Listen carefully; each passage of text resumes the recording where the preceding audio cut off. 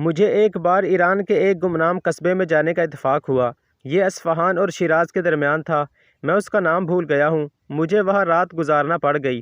میں یہ جان کر حیران رہ گیا، پورے قصبے میں فریج نہیں تھا۔ میزبان نے بتایا، ہم خوراک کو فریج میں رکھنا گناہ سمجھتے ہیں۔ میں حیران رہ گیا۔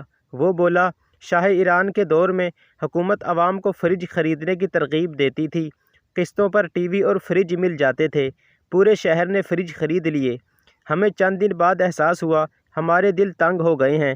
ہم نے فالتو کھانا فریجوں میں رکھنا شروع کر دیا ہے۔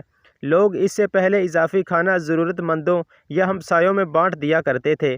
ہم میں سے ہر شخص اپنی ڈش ہمسائے کے گھر بھجواتا تھا اور ہمسائے اپنا کھانا ہمیں دے دیتے تھے۔ فریج نے میزبانی اور محبت کا یہ سلسلہ روک دیا۔ ہمارے امام صاحب نے ایک دن پورے شہر کو اکٹھا کیا اور فریج کو حرام قرار دے دیا۔ حکومت نے بہت زور لگایا، لیکن ہم لوگوں نے اپنے فریج بیچ دیے یا پھر اپنے دور دراز کے رشتہ داروں کو دے دیے۔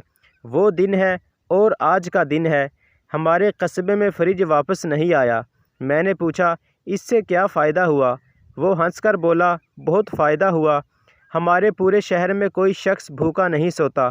لوگ پیٹ بھر کر کھانا کھاتے ہیں اور باقی کھانا کسی نہ کسی مسکین، حاجت مند یا بھوکے کو دے دیتے ہیں۔ ہم لوگ ہمسایوں میں بھی کھانا بانٹتے ہیں۔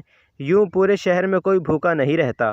مزید اچھی ویڈیوز کے لیے چینل کو ضرور سبسکرائب کریں۔